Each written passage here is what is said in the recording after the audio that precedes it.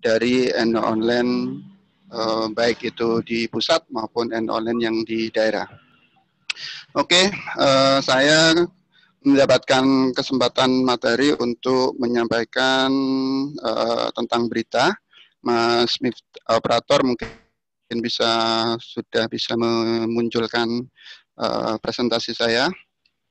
Ya, sekedar diketahui ya bahwasanya berita adalah merupakan komponen penting dari website maupun tidak hanya website ya, termasuk juga media jurnalistik yang online maupun yang cetak sekalipun, bahkan yang visual itu juga hampir 80% menjadikan berita sebagai asupan utamanya.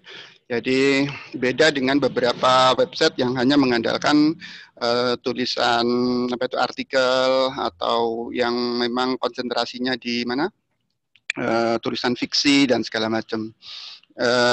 Jadi berita kalau di online cukup menjadi rujukan ya, cukup menjadi hal yang sangat ditunggu, baik itu di NO yang ada di daerah maupun beberapa kalangan di luar negeri bahkan yang kebetulan ingin mengetahui bagaimana dinamika NO di tanah air.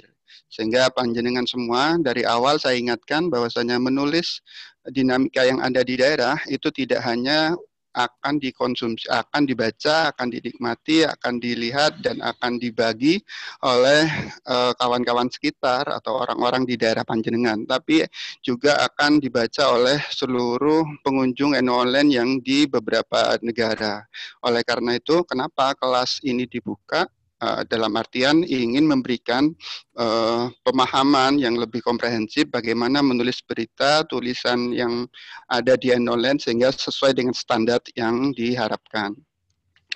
Sekali lagi, di samping berita di online ada konten keislaman ya. Nah, cuma di konten keislaman nanti ada kelas tersendiri. Kita fokus di penulisan berita. Itu yang pertama. Kemudian slide yang kedua, banyak di antara kita yang kemudian tidak memiliki banyak alasan ya. Banyak alasan kemudian yang membuat orang termasuk panjenengan yang ikut di kelas ini tidak bisa menulis ya. Apa sebenarnya yang mau ditulis gitu ya. Terus kemudian memulainya dari apa gitu. Jadi di slide ketiga itu paling tidak ada beberapa alasan pembenar bahwasanya ya bukan pembenar, beberapa modus ya, beberapa alasan sehingga kemudian kita panjenengan semua tidak bisa menulis bahkan sekelas berita sekalipun. Padahal kalau berita itu kan sebenarnya kalau boleh dibandingkan adalah tulisan yang paling ringan, yang paling mudah dan bisa dikerjakan oleh siapa saja.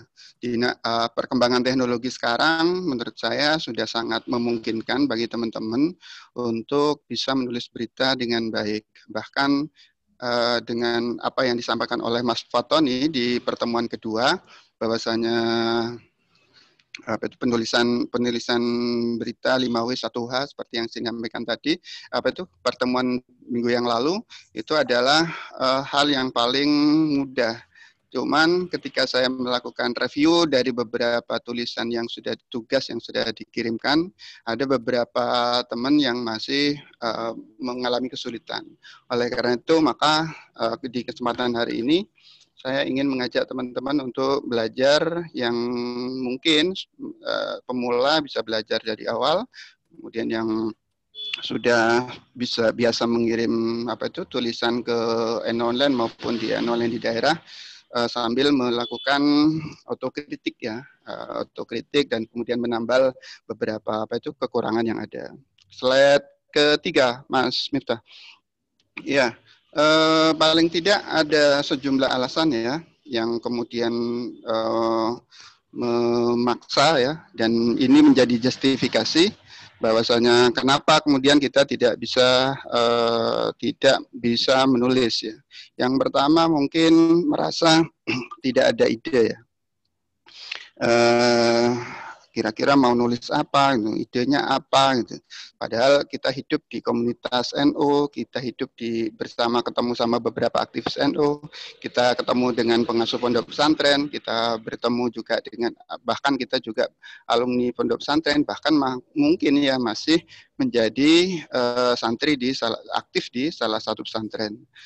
Cuman problemnya adalah kita sering yang kita alami yang paling awal, alasan yang kerap disampaikan, kita tidak ada ide untuk nulis. Yang kemudian yang ada mungkin yang sudah punya ide tapi akhirnya tidak pede dengan saya nanti kalau nulis ini kira-kira gimana ya.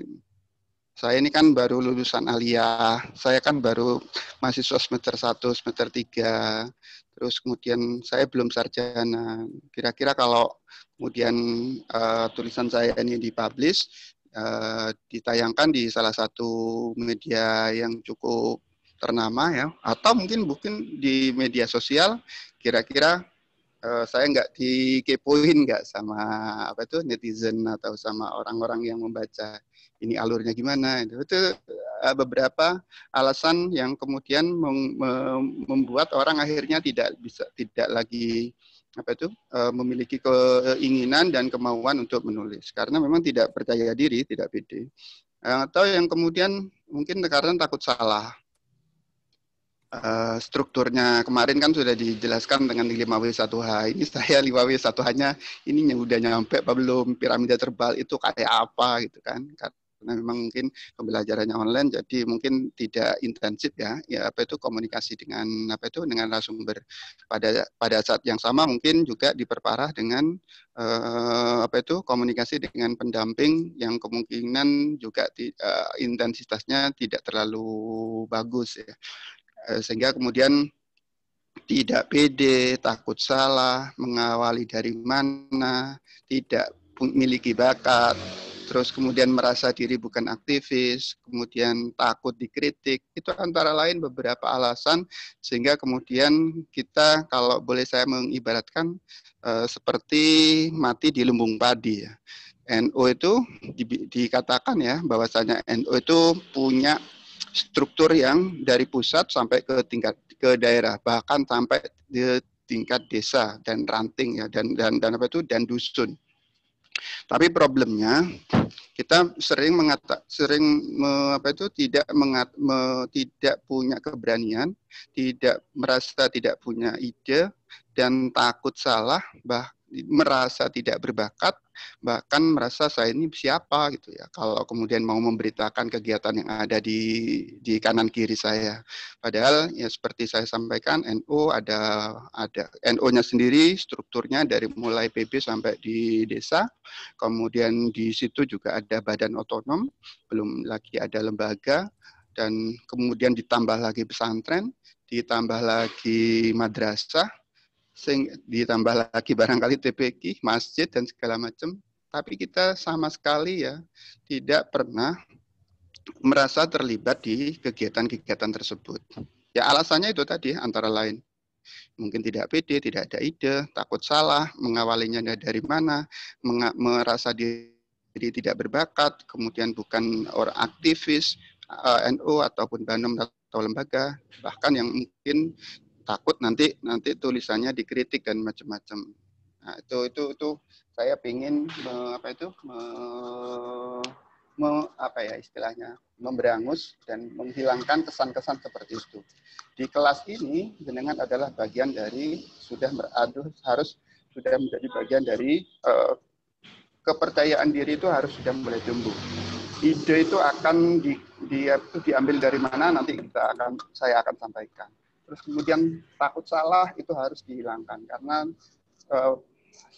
redaktor yang sudah senior dan tulisannya mengalir dan enak kalau dibaca itu mohon maaf mengawalinya juga sama dengan Anda semua. Mereka juga pasti berdarah-darah, pasti juga pernah salah, pasti kritik, salah nulis macam-macam, alurnya nggak jelas.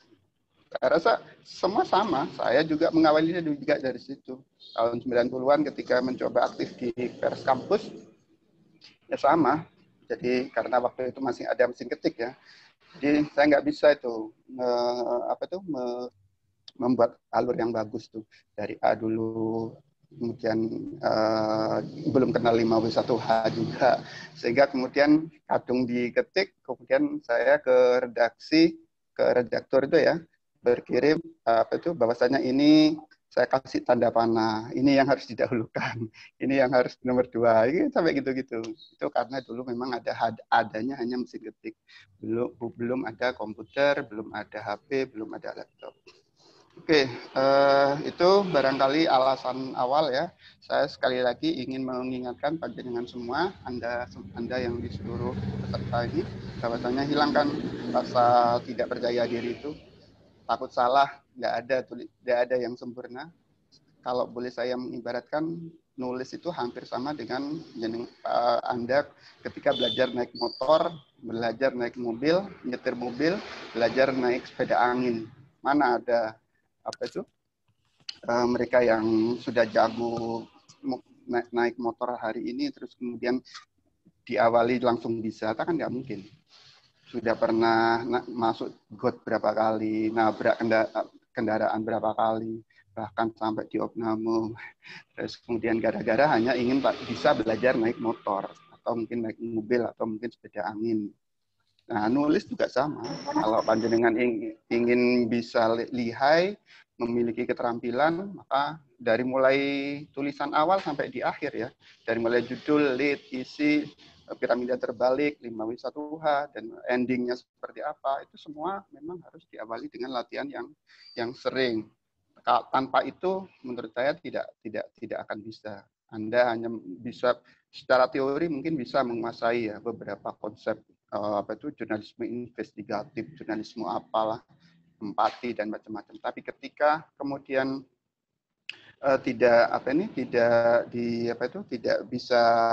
tidak sering melakukan latihan, itu menjadi tidak bisa diaplikasikan dengan baik. Oke, di slide berikutnya saya ingin mengingatkan bahwasanya jurnalistik itu proses ya, proses dari hulu sampai hilir. Jadi tidak berhenti di perencanaan ya. Jadi yang pertama itu memang jurnalistik itu harus direncanakan dulu. Kita mau nulis apa, terus kemudian kita mau melakukan reportase apa, kita mau wawancara siapa, kita mau memprofilkan pesantren mana, madrasah mana, kegiatan NU yang akan kita liput apa. Itu paling tidak sudah direncanakan. Kita sering mendengar kabar bahwasanya hari ini umpamanya akan diselenggarakan pelantikan pengurus PCNO di Magelang umpamanya, atau di Mataram, atau umpamanya di Beren dan macam-macam. Nah, sehari sebelum itu kita sudah mempersiapkan diri, merencanakan kira-kira acaranya tanggal berapa, jam berapa, lokasinya di mana, terus kemudian saya harus datang dan kemudian saya harus menemui siapa. Itu palingnya sudah direncanakan dari awal. Tidak tiba-tiba kemudian kita datang, oh ada acara ini, kan nggak mungkin. Bisa juga sih accidental, tapi yang paling baik itu memang direncanakan. Kita tahu acaranya apa, skopnya di mana, skop acaranya seperti apa, seminar apa, terus kemudian membicarakan siapa apa saja, narasumbernya siapa dan macam-macam. Paling tidak itu yang pertama memang di jurnalistik itu ada perencanaan dulu. Terus kemudian yang kedua baru setelah direncanakan nah kalau panjenengan sudah bagian dari dari sebuah media, ketika perencanaan ini maka Anda yang kita kenal mendapatkan namanya melakukan namanya rapat redaksi. Jadi penugasan itu sudah ditentukan oleh pemimpin redaksi maupun pihak-pihak yang menjadi pengendali atau redpel atau siapa, bahwasanya kadang-kadang itu berdasarkan perintah ya. Hari ini ada ini, Anda sekarang berangkat ke sini, ke sini, ke sini. Jadi prinsipnya harus direncanakan. Apalagi memang media yang sudah memiliki struktur yang yang lengkap ya dari Pemret dan segala macam. Tapi kalau memang tidak ada, ya Anda umpamanya menjadi kontributor dan belum, atau mungkin bahkan belum diakui sebagai kontributor, ya sudah mengalir saja, akan ada apa, di mana, kapan, terus lokasinya di mana, nah, gitu. Dan dengan tinggal mempersiapkan waktu sebelum kegiatan itu berlangsung. Jadi yang pertama direncanakan, yang kedua kalau sudah direncanakan dan sudah ada penugasan dan Anda sudah berkeinginan untuk meliput kegiatan tersebut, maka yang harus Anda lakukan adalah melakukan reportase. Datang ke lokasi, menemui narasumber, kemudian terlibat dalam acara itu, kemudian memastikan narasumber primernya siapa, terus kemudian juga waktunya harus seperti apa, dan segala macam. Jadi harus terjun ke lapangan. Jadi tidak bisa kemudian, tapi kalau memang acaranya mengharuskan kita hadir secara fisik ya. Tapi terus terang sekarang ini reportase bisa kemudian dilakukan dengan gambar kedua itu ya, dengan pakai HP ya. Anda bisa kemudian menjumpai narasumber dengan pakai smartphone sudah bisa, atau mungkin video call, atau juga menghubungi narasumber dengan di telepon, pakai telepon biasa atau pakai WA dan segala macam. Prinsipnya reportase mengharuskan kita hadir di tempat yang ada, ya bisa lewat video call ya, seperti di gambar kedua itu. Anda bisa menemui narasumber siapa, ketua PCNO, umpamanya Anda tidak bisa hadir, atau memang sekarang ya mohon maaf ya, sekarang itu kita kemudian bisa sangat dibenarkan tidak bertemu dengan narasumber itu. Kenapa? Karena memang beberapa kiai, beberapa narasumber memang membatasi diri karena memang menjaga, memproteksi diri dan juga orang lain agar tidak terkonfirmasi COVID-19. Jadi Anda bisa melakukan itu lewat video call atau WhatsApp dan macam-macam, atau telepon biasa dari rumah, work from home, jadi kerja dari rumah, bisa sebenarnya melakukan reportase tanpa harus datang ke lokasi. Asalkan memang betul-betul isu ataupun rencana yang sudah kita siapkan itu memang seperti itu kondisinya, tidak memungkinkan kita melakukan perjalanan fisik, pertemuan dengan yang bersangkutan. Nah, sekarang ini bisa sangat dibenarkan kita nggak ketemu narasumber itu, malah beberapa narasumber senang gitu kalau nggak ditemui, karena memang ya sama-sama menjaga diri lah. Anda juga bisa menjaga diri, terus kemudian pada saat yang sama juga menjaga kesehatan dan kemudian orang lain. Itu reportase. Yang ketiga, setelah direncanakan, setelah reportase, tugas jenengan itu adalah nulis. Ya, menulis bisa lewat HP sekarang, atau pakai laptop, atau ditulis biasa pakai catatan, pakai notebook, atau pakai block note ya, atau mungkin sekarang ada aplikasi baru yang menurut saya sangat membantu, dan makanya saya mengatakan tidak ada alasan Anda semua tidak bisa nulis. Kenapa? Karena bisa mengunduh aplikasi dari voice ke text. Ya, ada aplikasi banyak yang bisa Anda pilih itu di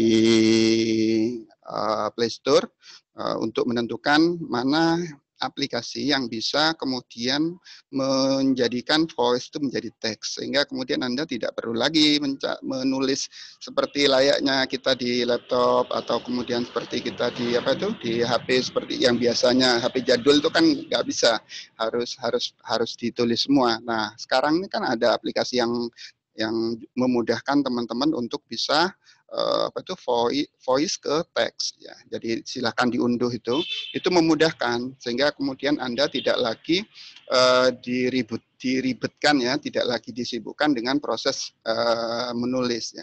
Anda tinggal bercerita, sama seperti Anda bercerita ketika ke teman, umpamanya gini. Anda pamit kan ke ibu atau orang tua kalian ketika akan melakukan reportase, akan ketemu siapa. Bu, pamit saya mau bertemu Kiai ketua PJNU. Apa kepenting siapa namanya? Namanya ini. Apa kepentingannya? Nah, 5W1H itu sampean pastikan ada di voice yang Anda yang akan Anda tulis. Bahkan saya secara teknis sebenarnya, tapi ini saya akan berikan di kelas pendamping khusus di grup saya ya. Bagaimana cara sejumlah cara kiat untuk menulis, tapi menulis tanpa harus menulis gitu ya. Tapi lewat voice ya, lewat voice. Kemudian teknisnya paling tidak ada 4 itu. Tapi nanti lah kalau waktunya memungkinkan nanti akan saya sampaikan. Jadi selama ini di langkah ketiga ini yang sebenarnya yang membedakan kita dengan teman-teman yang lain. Kalau di kelas-kelas biasa ataupun kalau kita umpamanya kuliah atau kita umpamanya ngaji, itu biasanya kan hanya sekedar datang ya, sekedar datang tapi tidak bisa memberikan reportase. Kenapa? Karena memang selama kegiatan kita nggak nulis. Tidak ada beban, tidak ada kewajiban untuk nulis. Nah, kelas jurnalistik itu pembedanya di sini, diferensiasinya di sini.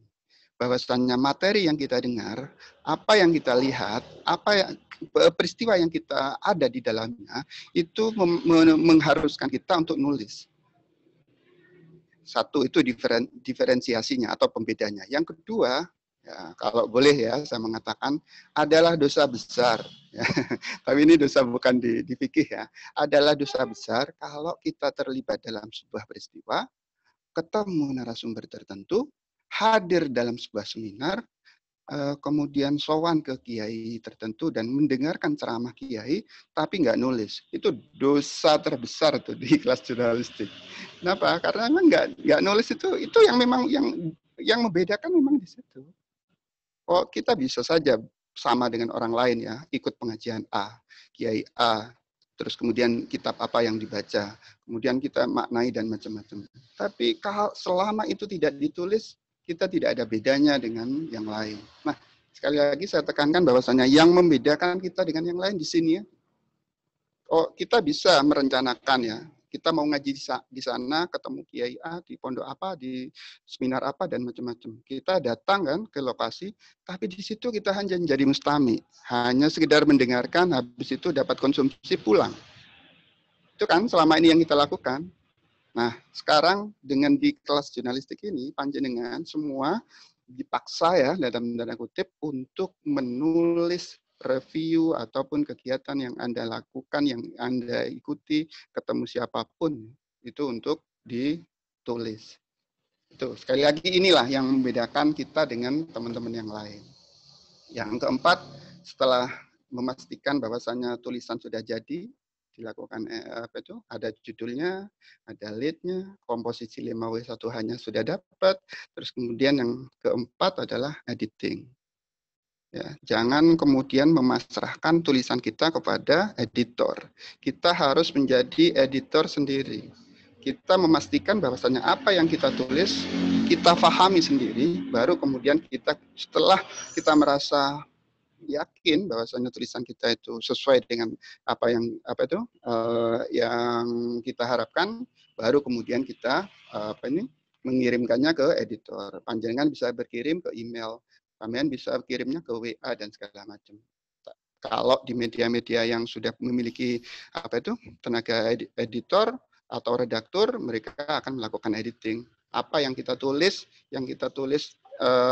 versi kita belum tentu sesuai dengan selera atau cita rasa media yang kita kirim, ataupun sesuai dengan selera dari editor yang sedang melakukan editing. Makanya nggak usah kecil hati, nggak usah merasa jengkel loh. Saya ngirimnya begitu kok jadi begini gitu kan.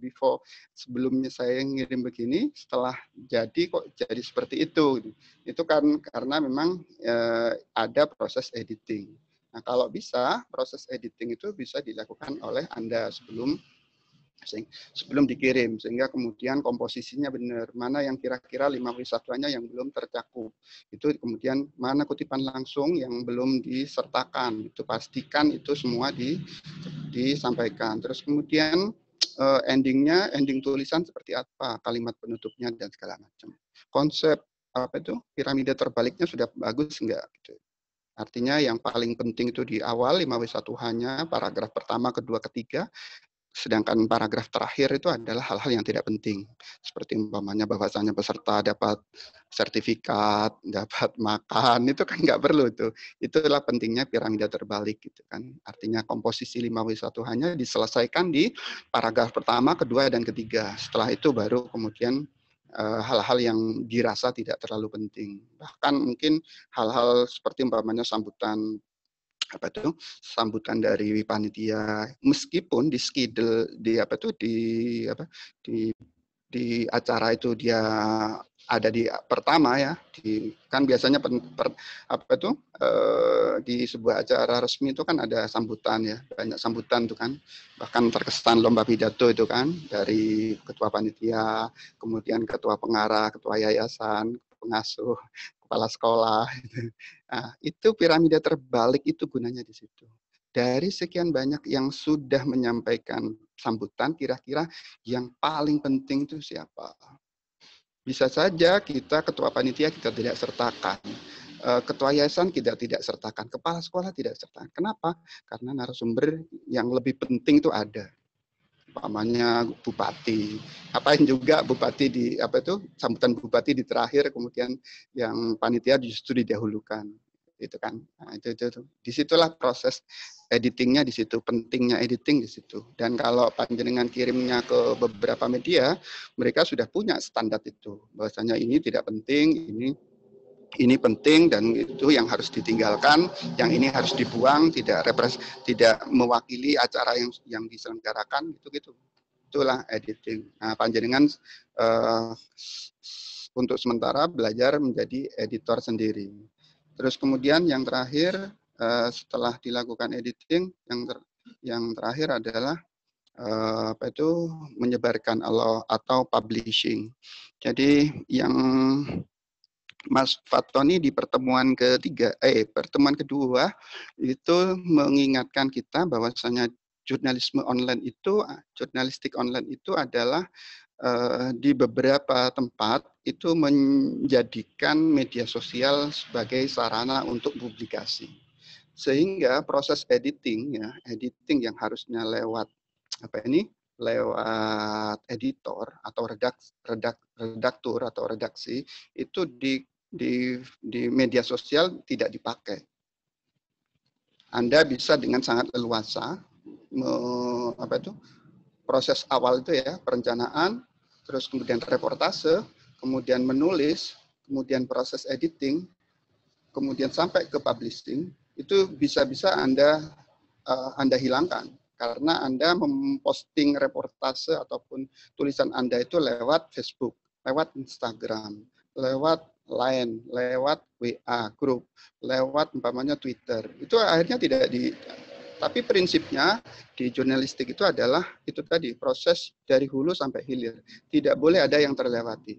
Perencanaan, reportase, menulis, editing, dan publikasi. Tanpa itu bukan dikatakan sebagai kerja-kerja jurnalistik. Oleh karena itu makanya inilah yang perlu panjenengan tekankan, bahwasanya kalau kemudian Anda ingin menjadikan media sosial itu sebagai sarana latihan untuk keterampilan menulis, bisa jadi sangat dibenarkan di jurnalisme saat ini, di era jurnalistik saat ini sangat dibenarkan karena jurnalistik online itu begitu bisa melakukan itu. Tapi kalau panjenengan pamannya berkirim ke online, harus melewati beberapa tahapan itu, editing, bahkan kemudian fotonya ditanyakan, ada mungkin 5W1H-nya yang kemudian tidak disebut, acaranya tidak disebut, di mana tempatnya, gitu kan. Tapi kalau Anda publish sendiri atau menyebarkan sendiri di media sosial, ya nanti mungkin ada yang komentar, atau Anda sengaja tidak menyertakan lokasinya, terus biar ditanya gitu ya. Itu kan modus tuh. Biar banyak yang chat, banyak yang komentar itu. Wah, acaranya di mana? Oh, itu siapa yang datang? Itu di status itu memang sengaja tidak mencantumkan secara lengkap komponen 5W1H-nya gitu kan. Sehingga kemudian ada diskusi, itu ya tidak ya itu dibenarkan juga, tapi tidak untuk kasus di media mainstream ya. Kayak di online nggak mungkin kita kemudian mengunggah terus kemudian apa itu ada chat di bawah terus di posting di media sosial ya di Facebook namanya, kemudian ada yang tanya ini Min itu acaranya di mana, Min itu narasumbernya, kan nggak lucu tuh ya, karena itulah yang ya, teman-teman redaktur, teman-teman yang barangkali sudah punya apa itu portal daerah harus memastikan bahwasanya komponen 5W1H, piramida terbalik dan macam-macam itu bisa betul-betul dikuasai dengan baik. Nah, teman-teman yang masih belajar ya, belajar untuk memposting tulisan, tapi kemudian apa itu komponen 5W1H-nya itu terlewati, itu rata-rata mesti ditanyakan oleh sejumlah kalangan. Alangkah lebih baiknya karena media sosial itu menjadi bagian Anda untuk bisa belajar, maka bisa digunakan itu untuk belajar tentang konsep 5W1H. Itu yang tentang proses jurnalistik ya. Ini review saja dari kita sekarang sampai ke materi inti saya di slide ke-11 oh ya 10 11 ya. Terus kemudian berita itu apa? Saya terus terang membagi berita itu menjadi 3 aja. Anda silahkan mencari literatur terkait jenis-jenis berita, tapi izinkan di forum ini saya hanya ingin menjelaskan 3 model berita yang bisa Anda tulis. Dan ini lebih praktis dan aplikatif tuh menurut saya.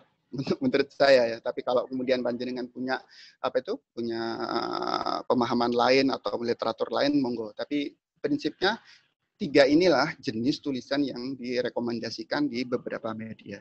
Yang pertama adalah strike news. Jadi strike news itu berita langsung.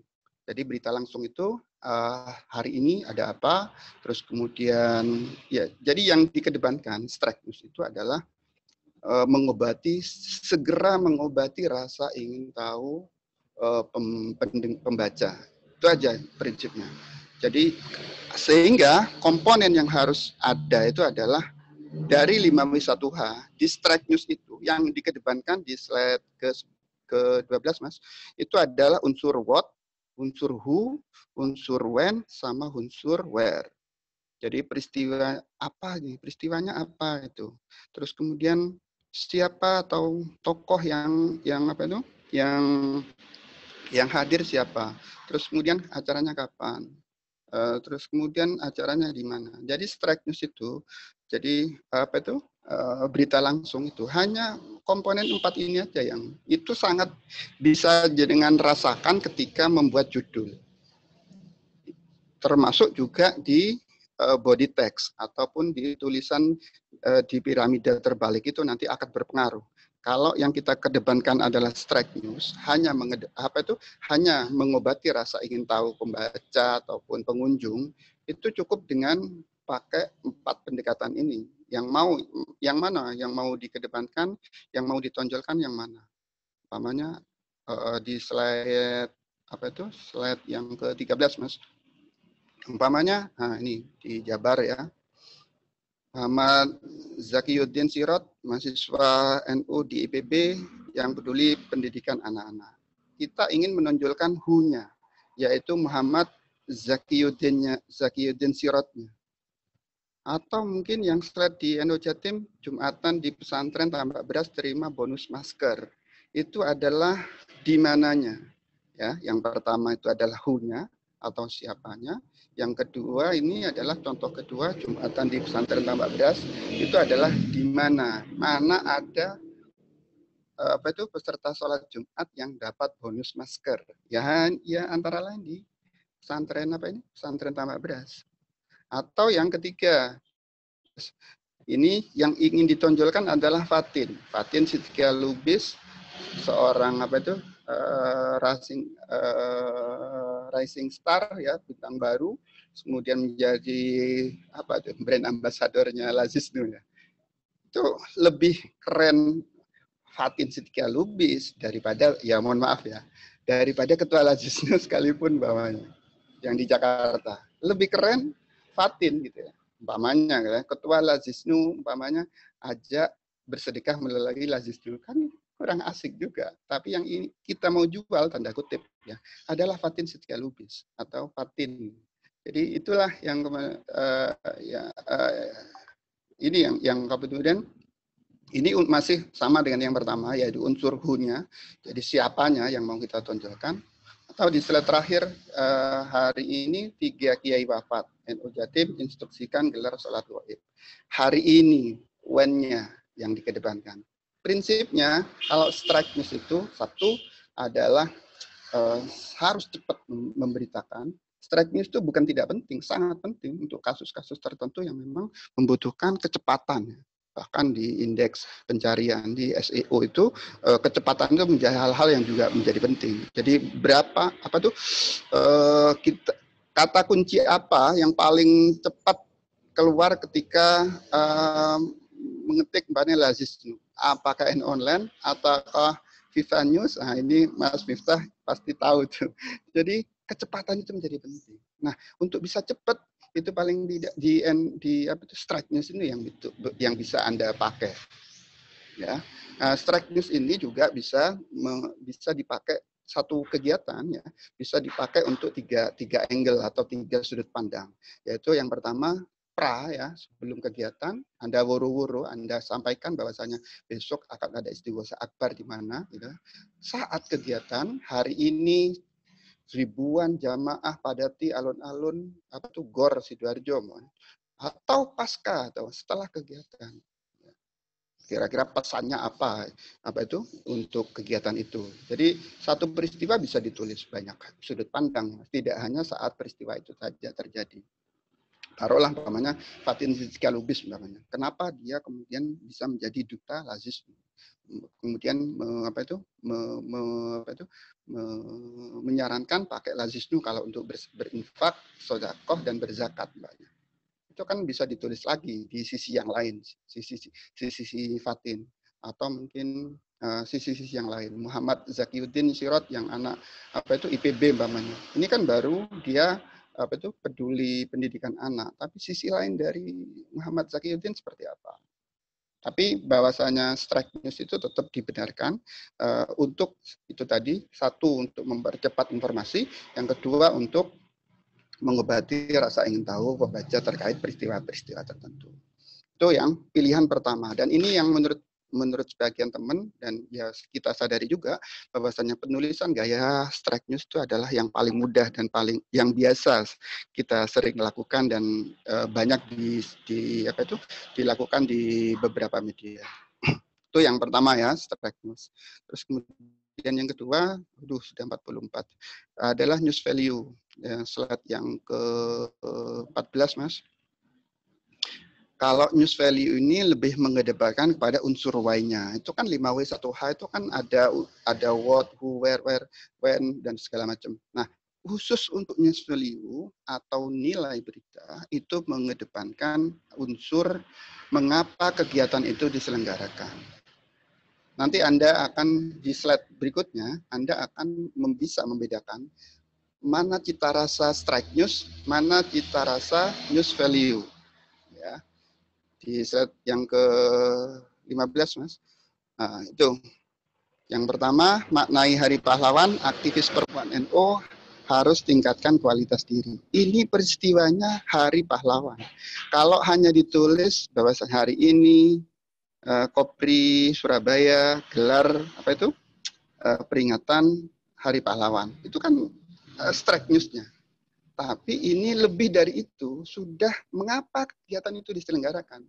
Artinya, mengapa kegiatan Hari Pahlawan itu diselenggarakan oleh PM Kopri. Atau di slide kedua, pedagang sapi, atau kedua ya, dorong moderasi beragama, Kemenak Jateng minta jangan ada kebencian. Ya, peristiwanya mungkin bisa kita bikin strike news ya, tapi mengapa kegiatan ini diselenggarakan? Nah, itu Kemenak Jateng menyelenggarakan acara ini, itu yang dikedepankan. Atau slide yang ketiga, pedagang sapi asal Madura raih gelar doktor, ini disertasinya.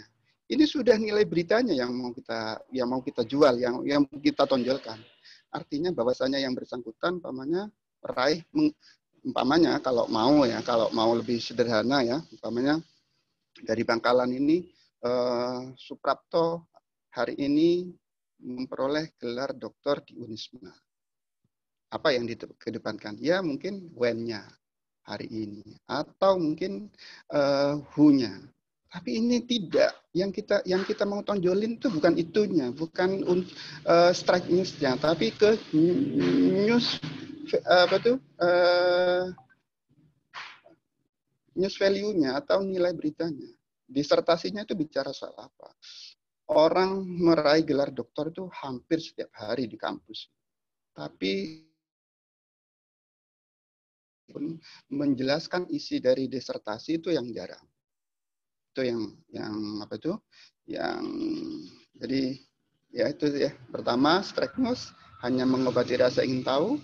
Yang kedua itu adalah apa ini? News value atau nilai berita lebih kepada unsur why-nya.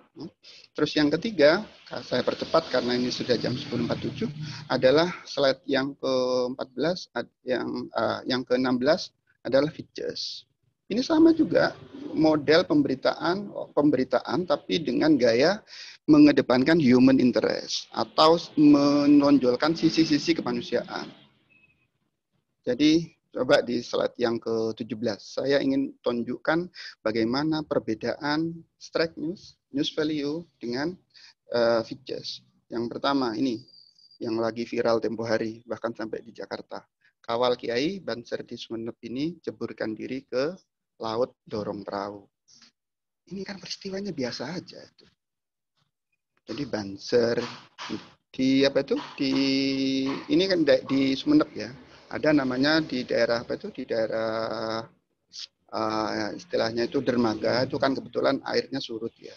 Terus sehingga kemudian kapal itu tidak bisa masuk, perahu itu tidak bisa masuk, harus dibantu dengan untuk bisa sampai ke kapal utama itu harus pakai perahu kecil. Nah ini kan apa itu yang dilakukan Banser itu adalah di mempersilahkan kiai-kiai untuk masuk apa itu naik ke perahu kecil, terus dia yang mendorong sampai kemudian perahu bisa mendapatkan air yang cukup sehingga bisa menjangkau perahu utama. Ini yang ingin dikedepankan adalah sisi-sisi kemanusiaannya, human interest-nya. Seorang Banser bagaimana melakukan apa itu, menceburkan dirinya sehingga kemudian mendorong apa itu perahu kecil sehingga kemudian bisa mengangkut kiai-kiai untuk mengikuti apa itu bisa masuk ke perahu utama. Slide berikutnya, Mas. Kebetulan ini saya screenshotnya pakai Jatim ya. Tapi ini nanti bisa teman-teman cari. Hanya contoh. Ya, terus yang kedua ini ada mahasiswi ini raih juara 1 tilawah MTQ Sidoarjo. Begini kisahnya. Jadi orang itu akhirnya tidak sekadar tahu bahwasanya mahasiswi peraih juara tilawah MTQ meskipun ya di level kabupaten.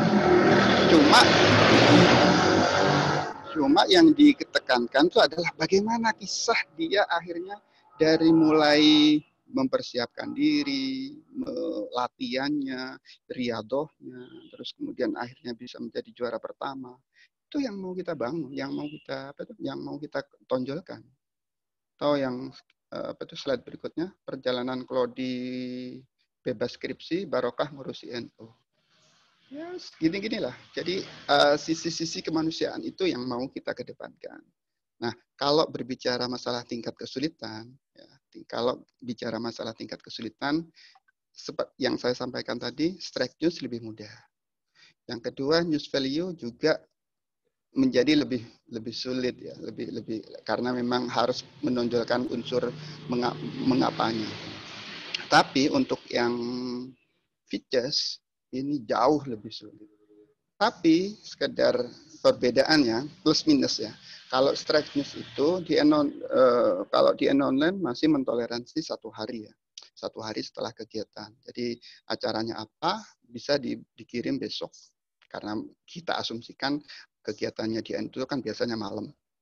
Taruhlah sekarang hari Sabtu, biasanya pengajiannya ntar malam, panjenengan masih ribet di teknis sehingga baru mengirimkannya besok, itu mungkin bisa ditoleransi. News value juga sama, H+1. H+1 juga.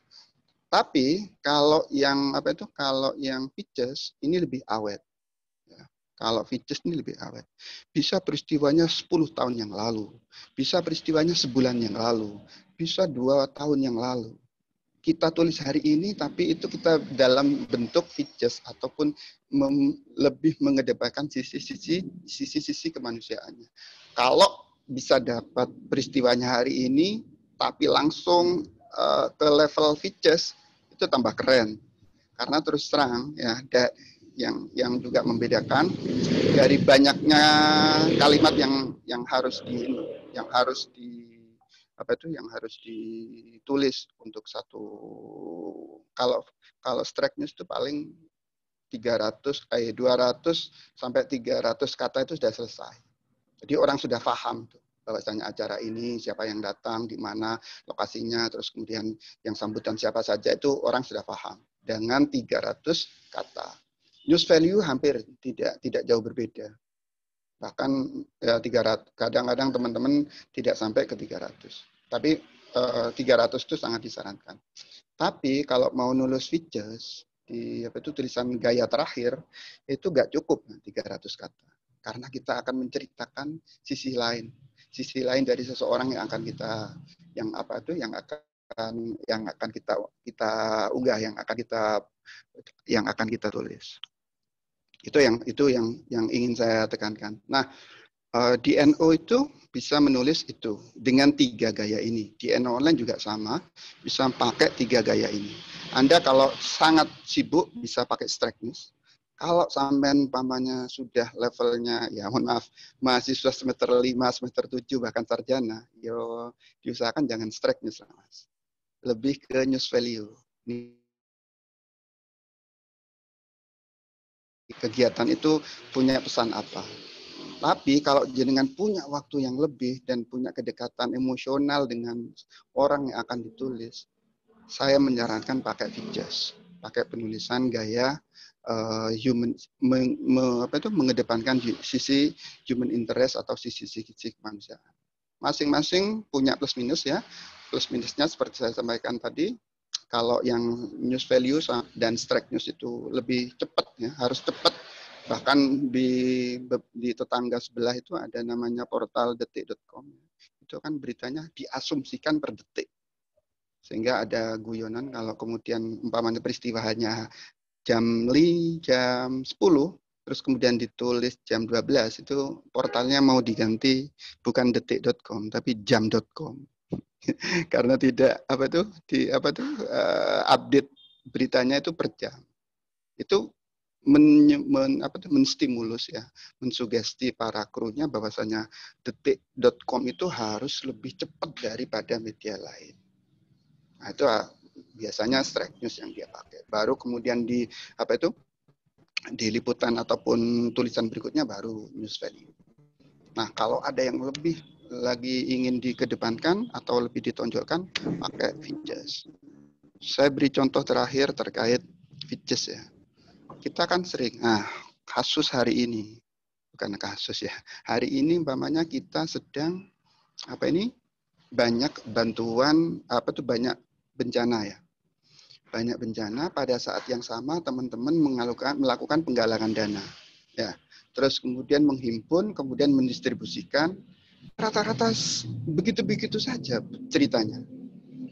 PMII galang dana di perempatan jalan, PMII Surabaya, PMII Lampung galang dana untuk untuk korban Gunung Semeru dan semacam-macam. Tapi coba ditingkatkan itu gridnya, Mas, pakai Fitches.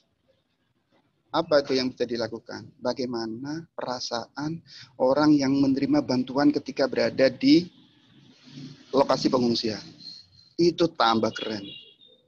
Taruhlah umpamanya ya, sudah 2 hari ada orang sampean datengin, Bu, Pak, sampean sudah berapa lama di posko pengungsian? Sudah 2 hari, Nak. Saya kadang-kadang makan, kadang-kadang tidak. Saya lebih memprioritaskan anak saya dan istri saya. Kalau saya nggak makan sehari nggak apa-apa. Tapi dengan bantuan ini saya alhamdulillah bisa makan dengan lebih tertib, bisa 3 kali meskipun ala kadarnya. Nah, itu yang saya sebut dengan tulisan gaya Fitches. Kita ingin mengadu-aduk pembaca kita itu dengan tulisan gaya menulis yang menimbulkan rasa empati, simpati dan segala macam. Ya, saya rasa itu pengantar materi dari saya terkait berita. Saya membuka kesempatan kepada teman untuk saling bertegur sapa dan juga barangkali ada materi ataupun penjelasan yang kurang gamblang atau mungkin perlu harus didiskusikan atau panjenengan punya perspektif lain. Saya terbuka menerima masukan, kritik, dan pertanyaan. Itu Mas Moderator, saya kembalikan ke pemandu acara Mas Kendi Setiawan.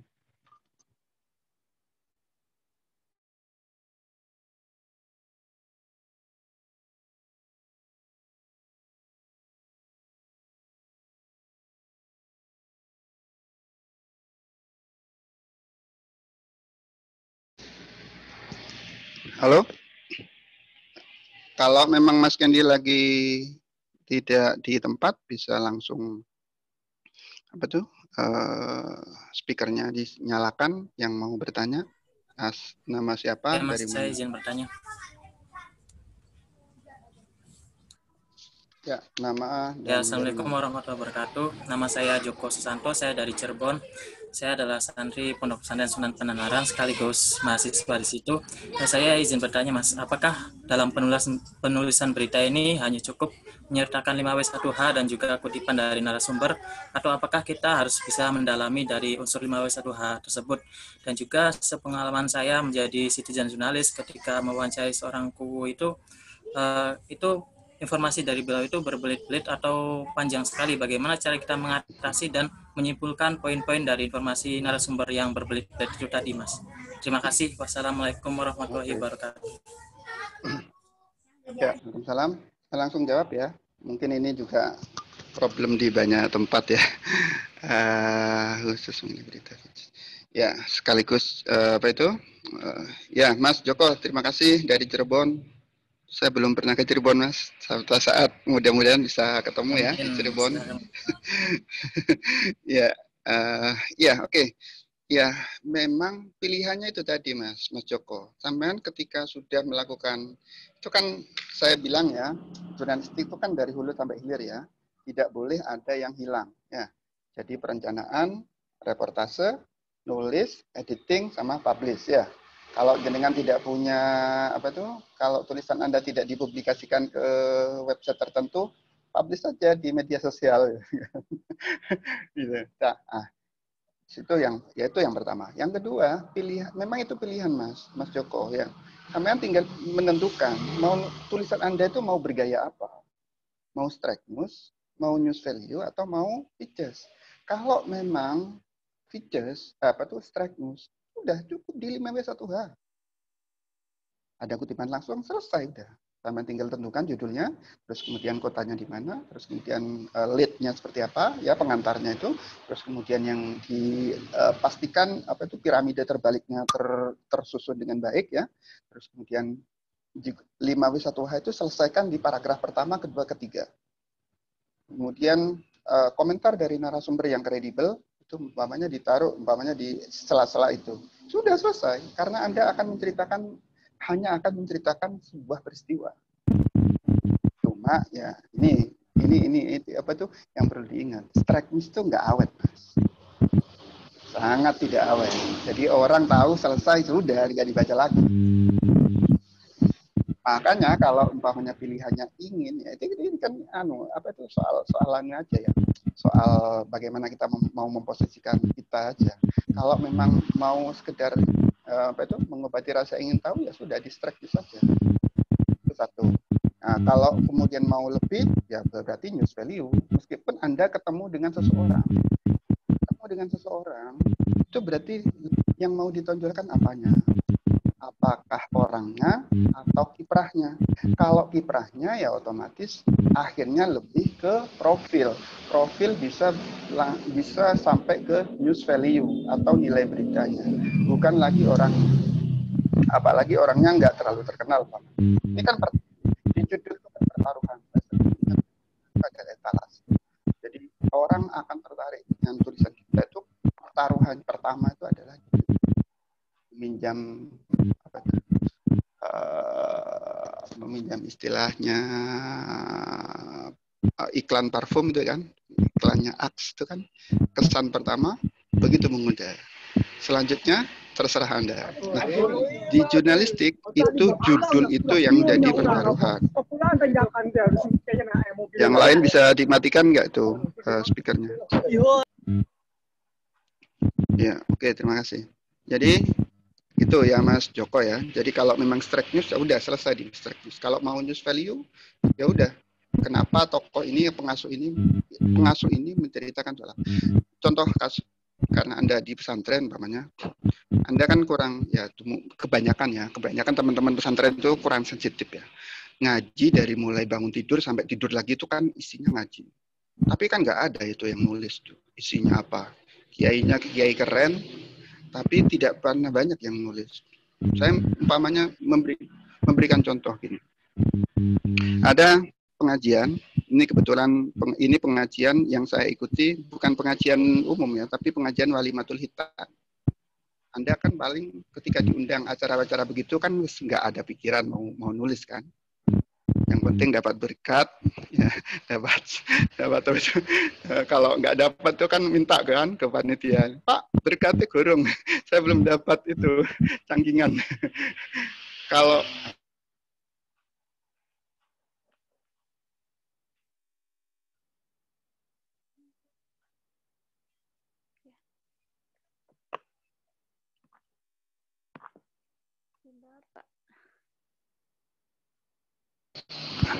halo? Ya, saya lanjutkan ya. Ya, contohnya adalah kejadian yang saya alami ketika ada Walimatul Hitan. Yang datang kebetulan kiai agak terkenal sih di Jawa Timur, namanya Yai Husain Ilyas. Saat pengajian itu dia dia bercerita bagaimana caranya memproteksi anak selama 24 jam non-stop. Ya, sekali lagi saya mengingatkan tradisi ngaji Walimatul Hitan sekalipun kalau Anda punya sensitivitas, Anda punya sensitif ya, artinya peka, itu pasti akan jadi tulisan keren. Nah, Yai Husain itu bercerita bagaimana bisa memproteksi anak selama 24 jam. Jadi menurut Yai Husain Ilyas itu jangan bangga anak kamu itu ada di rumah, ada di kamar seharian. Itu bukan standar dia anak soleh-soleha. Kenapa? Dia bisa kemana-mana tuh. Lihat film, chatting sama lawan jenis, pacarnya siapa lah, atau teman-teman yang lain. Apa terus kemudian yang dipesankan oleh Yai Husain Ilyas adalah membaca Fatihah setelah sholat rawatib sejumlah anak dan keluarga yang kita miliki. Itu kalau jenengan hanya tidak siap ya, pasti tidak menemukan itu sisi-sisi seperti itu. Nah, untuk kasus seperti ini apa yang mau kita kedepankan? Ya news value atau nilai beritanya. Kalau Yai Husain Ilyas hadiri Walimatul Hitan, apa menariknya?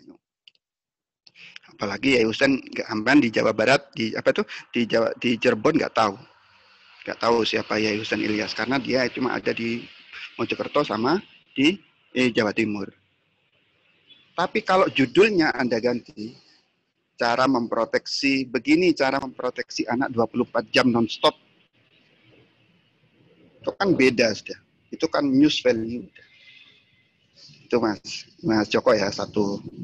Jadi pilihannya memang itu Mas. Kalau memang mau strike news, oke, selesaikan di 5W1H dan Kutipan. Yang kedua, kalau memang mau lebih dari itu adalah news value, artinya lebih kepada nilai beritanya apa, pesannya mengapa, gitu. Terus kemudian yang ketiga, mungkin features. Tapi kita tidak lagi membahas itu. Terus kemudian yang pertanyaan kedua terkait narasumber yang berbelit-belit. Itulah pentingnya perencanaan, Mas. Di perencanaan itu Anda ketika mau ketemu narasumber, jangan datang dengan kepala kosong. Ini yang sering terjadi, teman-teman. Sowan, yowis angger sowan, hanya sekedar datang ketemu kiai. Enggak menyiapkan daftar pertanyaan. Enggak kebayang kan Anda akan akan punya daftar pertanyaan kan? Nah, bedanya sekali lagi ya, bedanya jurnalis itu di situ.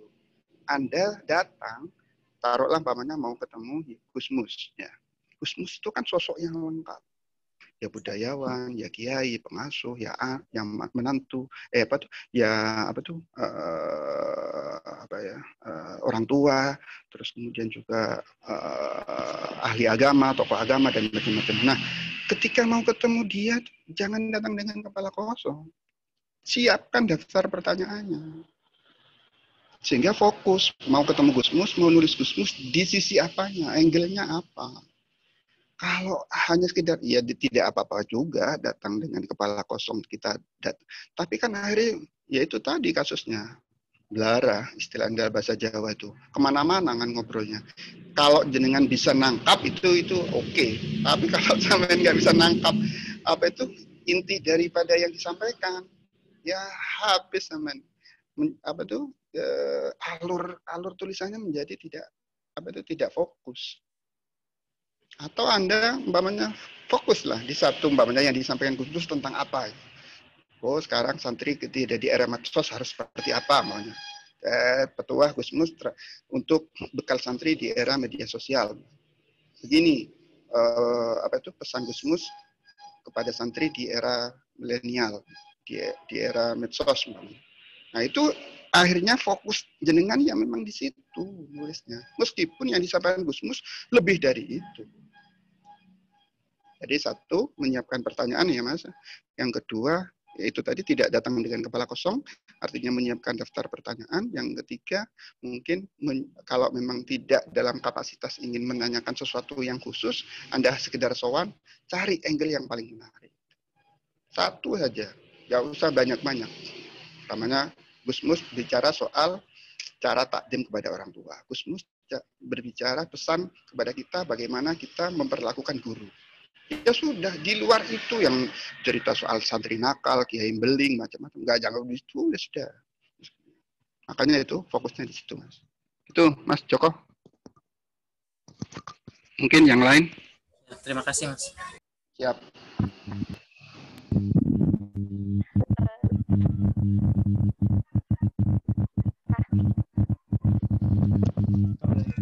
Agak ini ya, lumayan dengung-dengung. Itu ada pertanyaan Pak di chat. Ya, oke. Di chat ya. Saya baca di chat dulu ya. Ya, oke. Di mana ini? Tuh. Ini Pak, saya bacakan kan gimana Pak? Oh ya, oke. Oh ini. Saya. Oke, ayo monggo dibacakan Mas Witno. Ini dari Imam Mawardi dari Semarang. Izin bertanya, apakah ada kriteria atau standar khusus mengenai berita future? Just. Ya, oke, just kriteria. Oke, ada lagi? Sementara itu? Ya, sementara itu, Pak. Oke, Mas Imam Mawardi, ini kayaknya sudah mau naik kelas nih. Mau naik, tidak hanya nulis straight news, tidak hanya mau nulis news value, tapi sudah mau naik kelas ke kelas kelas tertinggi ya, Fitches. Ya, bisa jadi ini puncak dari tulisan di media online itu adalah Fitches ini. Dan ini rata-rata yang banyak pengunjungnya. Kriterianya barangkalinya itu tadi ya, jadi konsekuensi ya. Kalau memang mau nulis Fitches, otomatis judulnya akan berubah. Tidak lagi mau bercerita hari ini ratusan santri dan macam-macam. Tapi yang akan dikedepankan di judul adalah hal-hal yang memang inspiratif. Saya ambil contoh, umpamanya ada acara konferensi ya, ada konferensi Ansor di daerah salah satu kota di Jawa Timur. Konferensi kan sama, udah biasa itu kan, tidak ada bedanya di mana-mana itu kan begitu, dari pendaftaran macam-macam. Sekali lagi ini sensitivitas itu sangat diuji di Fitches. Nah, ada salah satu kontributor yang ternyata lebih tertarik kepada Denwaster yang bawa anak sekaligus ngepam. Dia jaga Dia jaga konferensi Ansor di konferensi konferensi NU di kabupaten kan kota tertentu, tapi dia bawa anak pakai baju Denwaster. Itu kan pilihannya apa yang mau diambil, ayo. Kalau nggak mau Vices. Akhirnya Vices nulisnya kan. Kriterianya apa? Ya harus judulnya berubah. Tidak lagi Denwaster menjaga konferensi NU Bojonegoro atau NU Semarang. Enggak lagi. Bisa panjenengan umpamanya pilih itu diksinya atau kalimat apa tuh kata yang lebih menyentuh apa. Denwaster jaga apa itu dengan membawa anak Denwaster ini dengan membawa anak Denwaster menjaga konferensi NU di Semarang. Atau mungkin yang lebih yang lebih menyentuh umpamanya tinggalkan aktivitas sehari-hari perempuan ini jaga konferensi NSO dengan membawa anaknya.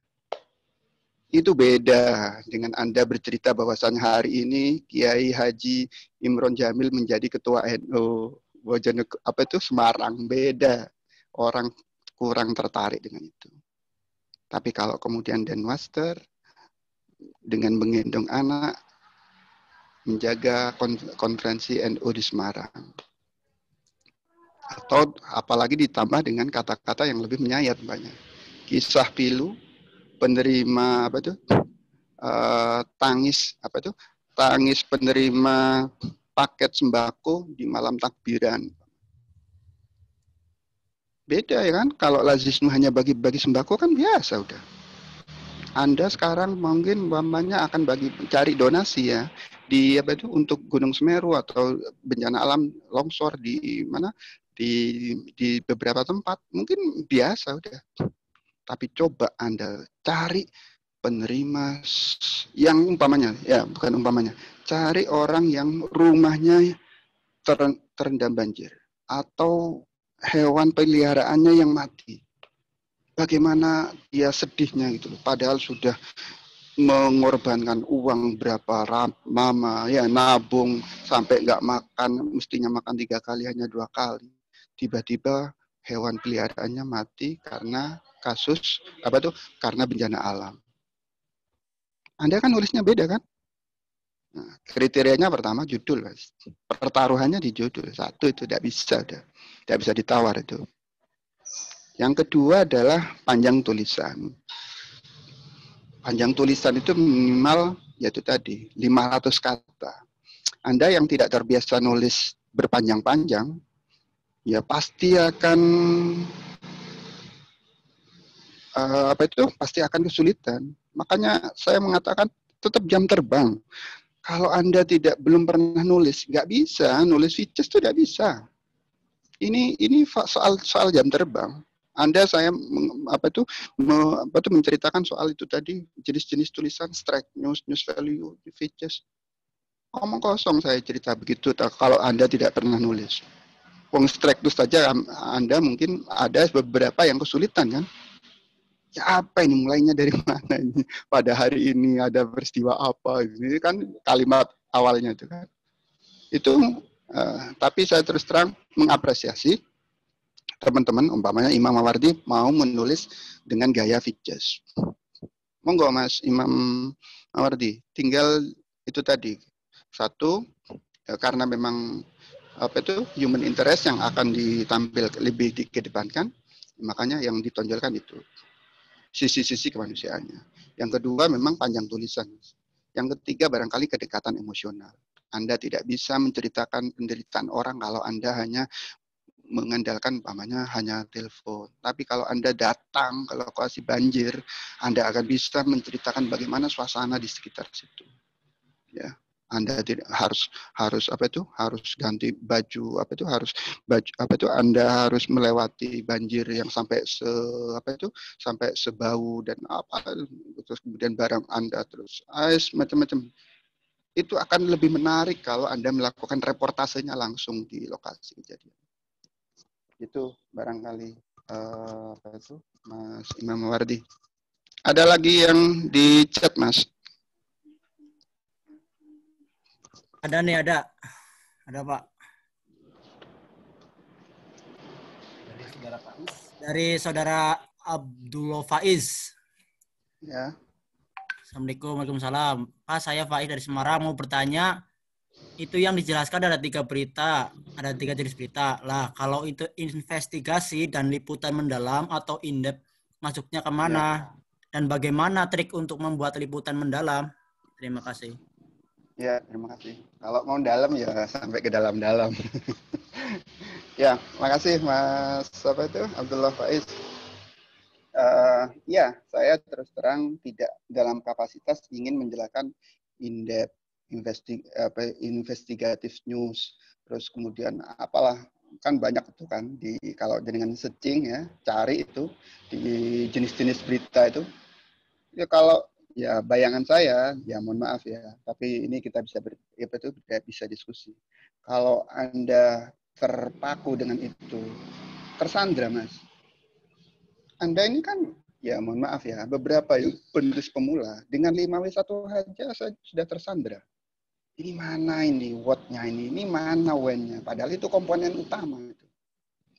Ada beberapa yang bahkan tidak bisa menyisipkan di mana itu, di paragraf mana komponen 5W1H itu harus dicantumkan. Itu yang pertama. Yang kedua, kalau memang in-depth ya, hampir sama lah dengan in-depth. Artinya investigasi yang mendalam. Ya, itu tadi pilihannya. Saya menawarkan yang sederhana. Kalau Anda mau in-depth, ya berarti saya menyarankan di Fitches. Saya terus terang jarang ya melakukan investigasi untuk kasus-kasus tertentu ya, kayak umpamanya taruhlah umpamanya yang lagi menjadi pembicaraan publik, umpamanya kasus yang dipanggil umpamanya tempo hari yang katanya dianggap sebagai persekusi kiai ya, atau persekusi habaib. Saya kurang tidak dalam kapasitas ingin membandingkan itu. Tapi umpamanya Anda bisa melakukan itu, ya menurut saya bisa pakai strike news, tapi dengan berjilid-jilid ya. Jadi investigasi pertama berbicara soal apa, investigasi kedua soal lokasi kejadian, investigasi ketiga soal bagaimana komentar ansor, investigasi keempat bagaimana pandangan PCNU, ke investigasi kelima Anda pandangan terhadap Kapolres, investigasi keenam kemudian kepada pelaku korban, investigasi keenam bagaimana solusi dari PCNU dan macam-macam. Panjang, bisa pakai in-depth juga bisa itu, tapi artinya liputannya berarti berkali-kali. Anda tidak bisa kemudian menyelesaikan satu pihak, tapi lebih ke mengkonfirmasi beberapa pihak, dan itu bisa tulisan berkelanjutan, bahkan satu peristiwa bisa sampai 6 kali tulisan, kan keren. Ya itu mungkin bayangan saya in-depth itu di situ. Tapi kalau umpamanya mau diselesaikan, taruhlah umpamanya itu tadi kasus umpamanya yang lebih saya tekankan adalah umpamanya taruhlah umpamanya ada ya Lazisnu nih, yang paling menarik Lazisnu atau Ansor ya, Banser atau Bagana ya, yang kemudian melakukan tanggap bencana. Itu coba tanya ke Bagananya Mas, yang ngepam. Saya kasus terbaru ya, bukan kasus ya, kejadian terbaru umpamanya ketika di Pamekasan terjadi penggerbekan rumah kediaman ibunya Mahfud MD. Itu kita kawal itu seperti apa itu ngepamnya, terus kemudian dia harus. Jadi itu bisa juga in-depth ya. Jadi karena memang di website itu diperkirakan hanya sampai 300 sampai 500 kata. Terus kemudian kalau memang mau dilanjutkan di liputan-liputan berikut, bisa tuh pakai liputan berjenjang ataupun berkelanjutan. Atau pilihannya di human interest atau Fitches. Jadi Anda sudah mau nulis gaya Fitches, berarti saya harus cari siapa ibundanya Pak Mahfud, seperti apa pesannya. Sampai kan di judul kita kasih judul itu kan gini, Ibunda Mahfud MD _2, terima kasih Banser. Itu kan berarti teman-teman reporter sudah ketemu sama ibunya Mahfud MD. Dan itu yang mau kita dalam tanda kutip, yang kita mau stressing kita atau titikkan kita di situ. Nah, masih banyak lagi sisi lainnya, bahkan yang ngepam itu harus pamit berapa hari, berapa macam-macam. Oke, itu Mas Abdullah Faiz, semoga bisa menjawab terkait pertanyaan yang panjenengan sampaikan. Lanjut Mas. Ini masih ada 2 pertanyaan lagi Pak. Apakah masih bisa dijawab? Bisa, nanti sampai lohor juga boleh. Baik. Saya akan bacakan lagi. Ini dari Sarihat Partim. Terkait jawaban dari Pak Saifullah tadi mengenai wawancara, saat wawancara tentu seorang jurnalis harus menjaga etika, baik kepada narasumber atau informasi. Kemudian pertanyaan saya, apakah ada kode etik khusus dari NU Online yang harus dijaga oleh pewawancara saat terjun ke lapangan? Ini mungkin akan sangat berguna untuk kami, khusus saya pribadi yang masih belum banyak jam terbangnya dalam reportase. Ya, oke. Terima kasih. Dari mana itu, Mas? Nggak menyebutkan asalnya, Pak. Dari Indonesia. Di mana ini? Ya, dari Indonesia ya. Indonesia. Ya, nanti ada materi khusus tentang teknik wawancara. Nanti panjenengan tinggal mengikuti sesi berikutnya di pertemuan berikut. Ada memang pemateri kita yang membahas soal teknik wawancara. Terus kemudian kode etik jurnalistik juga ada. Tapi prinsipnya begini, Mas. Anda atau kita ketika mau bertemu narasumber, pastikan bahwasanya kita itu adalah orang yang sedang membutuhkan informasi. Konsekuensinya apa? 1, Anda harus tepat waktu. Jangan ketemu narasumber, janjian jam 1, Anda datang jam 2. Itu etikanya udah gak bener tuh. Terus kemudian harus tahu cita rasa narasumber yang akan kita temui. Kalau di beberapa pesantren ada banyak alarm tuh. Ada yang nggak boleh perempuan, ya kan? Ada yang nggak boleh di Madura itu jangan pernah ketemu kiai kalau tanpa berkopiah. Oh itu santrinya itu iso merengut itu. Sampean sowan datang ke kiai tapi nggak pakai kopiah tuh. Bukan yang nggak terima itu santrinya nanti. Justru sampean mungkin disarankan untuk beli kopiah atau pinjam gitu ya. Ternyata harus tahu etika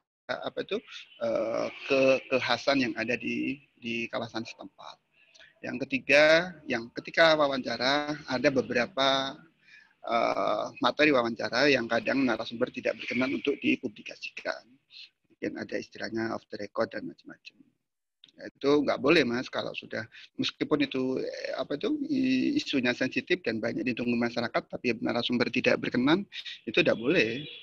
Anda tidak diperkenankan menyampaikan informasi yang memang narasumber tidak berkenan untuk dipublikasikan. Itu Anda kena pasal tersendiri terkait hal itu. Jadi itu satu. Itu kan kita mengasumsikan Anda bertemu dengan orang yang lebih tua, lebih senior, lebih pintar. Tapi terus terang, yang tidak kalah penting yang harus dipahami oleh teman-teman, bahwasanya ketika kita bertemu dengan narasumber, tidak sedikit narasumber itu adalah orang yang lebih muda dari kita. Anda sekarang, taruhlah umpamanya semester mahasiswa. Tapi Anda harus memprofilkan salah satu siswa dari MTS yang juara robotik internasional. Kalaupun ya yang akan Anda hubungi atau jumpai itu adalah orang yang stratanya ataupun usianya lebih muda, Anda standarnya tetap harus taat dengan janji. Ini yang menurut saya kurang jarang banyak difahami oleh teman-teman. Ya, di sini juga lohor ini. Nanti mungkin Mas Wito bisa langsung diakhiri ya, mungkin nanti karena ini soal teknis yang ditanyakan teman-teman. Ya, jadi sekali lagi etikanya tetap harus dijaga agar teman-teman bisa menghargai betul narasumber, tidak hanya dari sisi senioritas, tapi juga dari sisi prestasi dan kebaikan ataupun hal yang memang layak untuk ditulis yang bersangkutan meskipun usianya lebih belia atau lebih muda dari kita. Itu Mas Wito, barangkali waktunya sudah cukup ya, sudah jam 11.30. Mungkin nanti tinggal di follow up di penugasan ataupun di masing-masing kelompok ya. Ya, saya tutup ya, barangkali dari penjelasan yang saya sampaikan kurang berkenan, saya mohon maaf. Ihdinas shiratal mustaqim, wallahu muwaffiq ila aqwamit thoriq. Assalamualaikum warahmatullahi wabarakatuh. Waalaikumsalam. Waalaikumsalam. Waalaikumsalam warahmatullahi Wabarakatuh. Baik, Waalaikumsalam. Pak Admin, Saudara Bapak Kendi Setiawan lagi berada di luar kota, jadi mohon maaf untuk kali ini beliau berhalangan untuk menutup acara ini. Untuk pertanyaan yang belum sempat terjawab, nanti bisa disampaikan lagi kepada pembimbingnya. Baik, terima kasih kepada Bapak Saifullah Ibnu Nawawi dari Jawa Timur yang telah mengisi pada kesempatan hari ini. Dan terima kasih saya ucapkan untuk mewakili Pak Kendi Setiawan kepada teman-teman semua yang telah hadir pada pertemuan kali ini. Saya ucapkan terima kasih banyak. Sekian dari saya. Allahumma muwaffiq ila aqwamit thoriq. Wassalamualaikum warahmatullahi wabarakatuh. Waalaikumsalam warahmatullahi wabarakatuh.